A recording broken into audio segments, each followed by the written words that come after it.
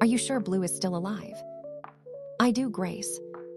The head of the mercenaries confirmed it personally. He said that his men made a mistake that night and allowed the princess to escape. The one who helped her was a police officer named Wayo. I already imagined that this police officer would be involved in this. She disappeared a few days ago. Now Grace was certain that Wayo had played a key role in Princess Catherine's miraculous escape. That night, the poison Grace had slipped into her drink should have been enough to send the princess into the abyss of death. But at her last minute, a Thai policewoman appeared and ruined a meticulously laid plan. If the princess is still alive, that means she can report us at any time. I want out of this. I don't want to continue anymore, Grace. You saved me from death once, but now we are walking towards it together. Don't be a coward, Helena. Are you just going to give up all the power you've always wanted? I'm just thinking that a person like the princess wouldn't give up so easily. And what can Blue do, even if she's alive? Even with the protection of this police officer, she can't change the situation in our favor. Stop worrying about nonsense and keep playing your role. Do your part and leave the rest to me. The mastermind behind the grand plan to seize the throne of the Delena dynasty gave a firm order that his ally was not to back down. Like Henry, the head of the royal guard, Grace expected those at her side to deal with any trouble that arose. As for you, Henry, if those mercenaries in Thailand can't kill Blue, send our own men to eliminate her. That shouldn't be difficult for someone of your caliber, right? I wish I had done this from the beginning. If Maidlin's soldiers had handled it, nothing would have gotten out of hand. Then why are you still waiting? Are you going to let Blue come back for revenge? Grace, you are forgetting that the soldiers of Maidlin is still loyal to King Arthur and Princess Catherine. No one knows about the exchange. If I send our men after her, won't that give the princess the perfect chance to send a warning to the king? Or worse, our own soldiers might. Discover that there are two princesses. In the end, our coup plot will be exposed. So you're just going to let her live? Or are you becoming as much of a coward as Helena, Henry? Grace raised her voice, irritated by the hesitation of those who were supposed to be her allies. Had it been a mistake to trust Helena and Henry, they were more of a hindrance than a help. But Grace would not hesitate to discard anyone who stood in her way. In the end, all that mattered was getting what she wanted. I gave them one more chance. They assured me that they will bring the bodies of the princess and the policewoman. What if they fail again? In that case, I will eliminate all the incompetence and take care of it personally. I trust you, dear. I hope you won't let me down. If the assassins failed once more, Grace knew that with Henry taking over the job, neither luck nor a Thai bodyguard could save the princess from the death that awaited her. Today, Princess Catherine, or rather, the fake princess traveled to Japan. That means Blue's situation is now safe, right? We can't trust that yet, Enrose. The people who tried to eliminate Blue, from what I've faced twice, they're Thai. I suspect they were hired by someone from Maidlin. I agree with you, Wayo. Not everyone in Maidlin is involved in the coup or wants to eliminate us. There are many loyal guards ready to protect the royal family. But right now, we are at a disadvantage. Grace and Henry have all the power in their hands, and they still use the fake princess as a puppet. Wayo agreed with Princess Catherine's analysis, which reflected his own thoughts. Up until that point, they had yet to come up with a plan that could give them an advantage over the rebels, who were already far ahead, with power, allies, and even the royal symbols, the necklace and the crown to validate their identity. In contrast, the real Princess Catherine was alone. Even if she could contact Maidlin's soldiers, it would be difficult to convince them of its authenticity and get them to take the message to King Arthur. Besides, it's likely that the rebels already know that Blue survived. Ever since the night of the confrontation at the safe house, those mercenaries must have rushed to report what happened. That would explain why the rebels acted quickly and withdrew Maidlin's troops to a neighboring country. They must have realized that Blue is trying to send a message about what happened. The situation is complicated. There is no one from Maidlin left in Thailand now. As for your contacts, fellow officers or subordinates, you can't ask for help either, right? You can't trust anyone and you have to hide. We are just a few people against armed and organized rebels. How are we going to face them? I'm sorry to get you involved in this, N. Rose. Don't think like that, Blue.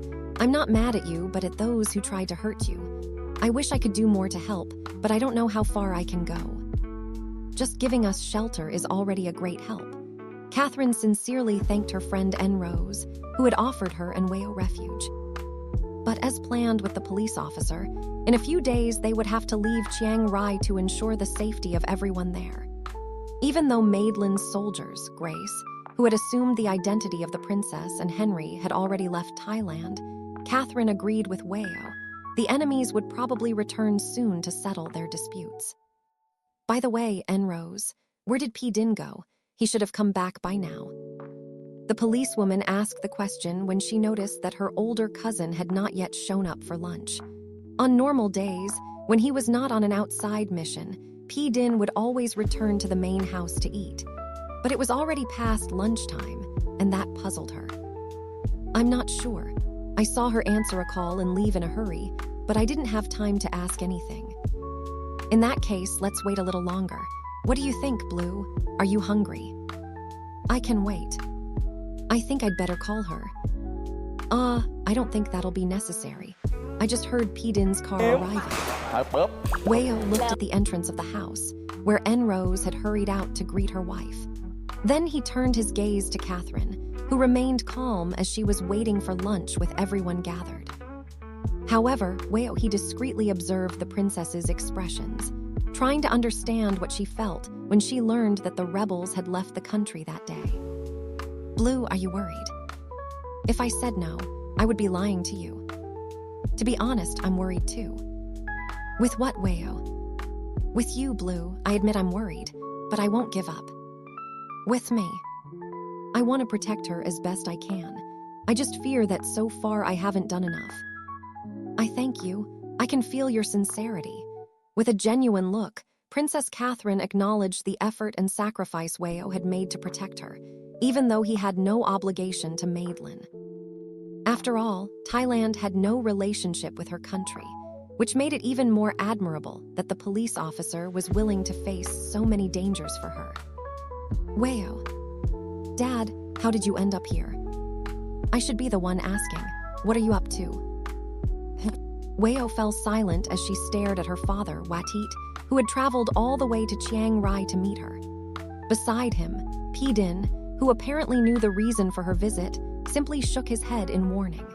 Her cousin's serious gaze was as intense as her father's, which meant Wayo was in for a difficult conversation.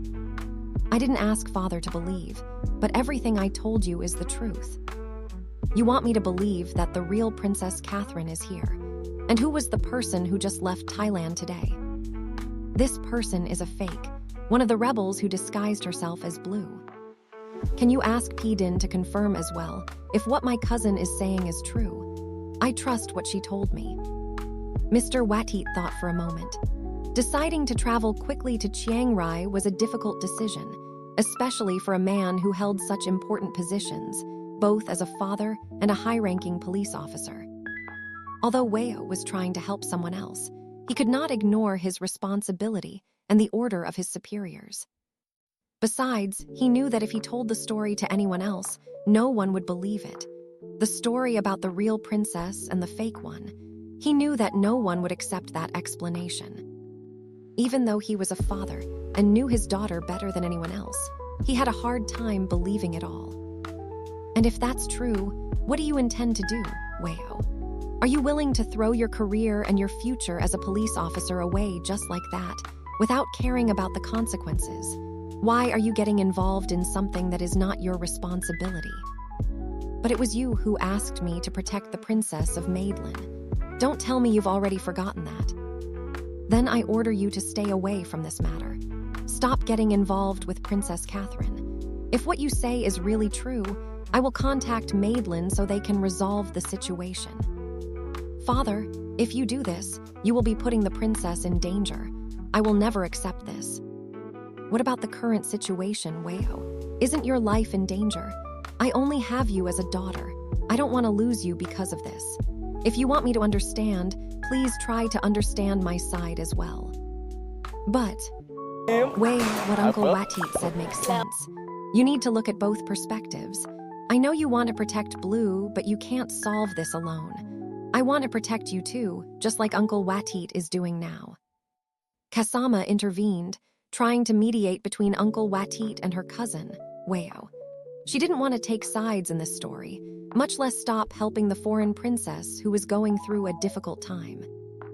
However, she didn't want to see Weo act on impulse and put his own life at risk to protect someone else. As the older cousin, she couldn't allow Weo to go any further down this path. Father, I promise I will help Princess Catherine. Even if it means losing my position or being expelled from the police force, I will do everything I can to help her. Weo, but until you get to that point, leave it alone. But please, I only ask one thing of you. Don't risk your life because of this situation. I bow, Princess. Are you Weo's father? Yes, I'm the police commander, Watit. I'm Weo's father. I apologize, sir, for being the cause of the difficulties your daughter has faced. I already knew the whole story from Weo. I am the only one responsible for allowing this to happen as a superior. I take full blame for this incident in Thailand. It's not your fault, Watit, and it's no one's fault. It was Madelin's people who caused the trouble in your country. Catherine spoke in a serious and firm voice, more to clarify the reasons that led to the situation than to blame Officer Watit or the people from Thailand she had visited. All of this happened because she trusted the wrong people. Grace took the opportunity to cause big trouble, but she was grateful for having been helped, especially by Weo, who did not let her die that night and agreed to help her survive until now.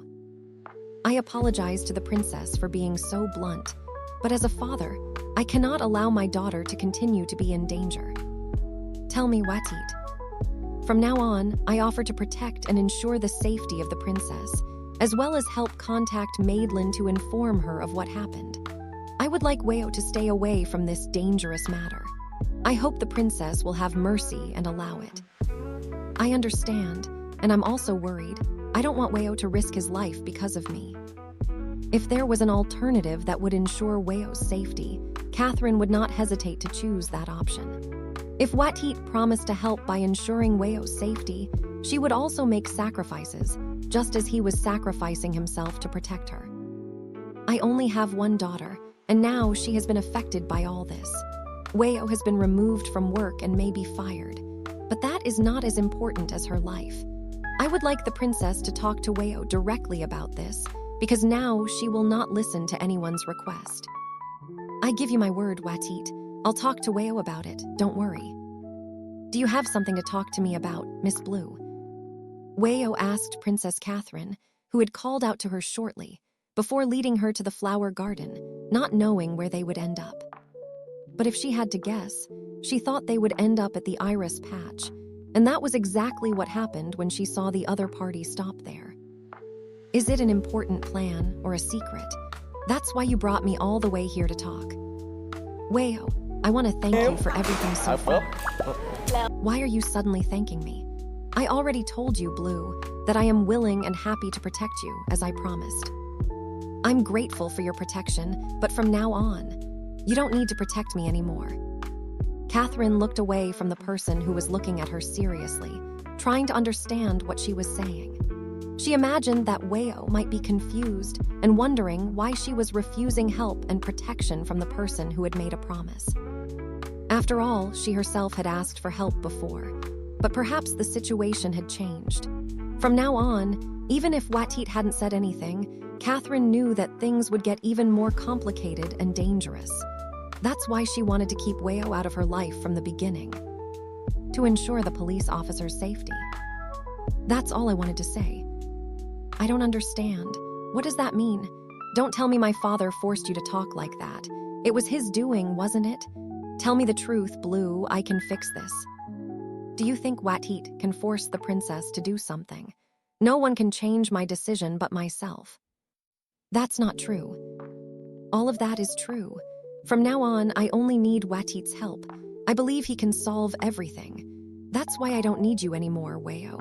I ask you to follow your path and I will follow mine. But you were the one who asked me for help. You let me be your protector. That was before I met Watit. Now I have someone who can protect me better, someone who can help me. I don't need you anymore. Everything that had been done up until that moment to protect someone important seemed worthless, meaningless, upon hearing Princess Catherine's cold and cruel words, which made Weo feel like a fool. Now my life doesn't need you anymore, Weo. The words of rejection sunk deep into his feelings. I hope Miss Blue is safe and can deal with the rebels decisively. Thank you, Miss Rose. When the princess returns to the palace in Maidlin, don't forget to remember a friend like me, okay? I won't forget you, Miss Rose. Thank you very much too, Mrs. Din. Catherine spoke to the couple, Mrs. Din and Miss Rose, who were to accompany her on her return trip to Bangkok. Along with the undercover police officers, Watit had prepared to ensure her safety. The trip would be made in secret, using routes that were not often seen. After this, Watit had planned to keep Catherine in a safe place, with 24-hour surveillance, as well as look for ways to contact the king's allies in Maidlin. To do this, it would be necessary to wait until Grace and the rebels completed an important mission as false heirs to the throne, before returning to Maidlin and continuing with the plan. Din, where's Lam? Is she really not going to say goodbye to Miss Blue? I haven't found Lam either. No one has seen her at the farm since this morning. Then I'll ask Modding to look for her again. Miss Blue, please wait a moment. No need. We need to leave now. With a serious expression, the owner of the beautiful face interrupted the conversation. Besides, she probably wouldn't have the courage to meet Weo now, because the day before she had lied about something important, which made the police officer who helped her feel bad.